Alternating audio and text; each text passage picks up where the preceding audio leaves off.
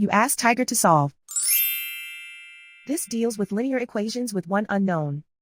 The final result is x equals 8. Let's solve it step by step. Simplify the expression. Group like terms. Simplify the arithmetic.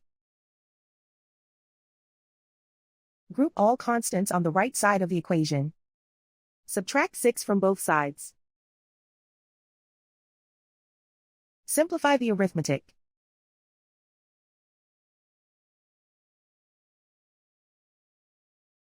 Isolate the n. Divide both sides by 2. Simplify the fraction. Find the greatest common factor of the numerator and denominator. Factor out and cancel the greatest common factor. And so the final result is x equals 8.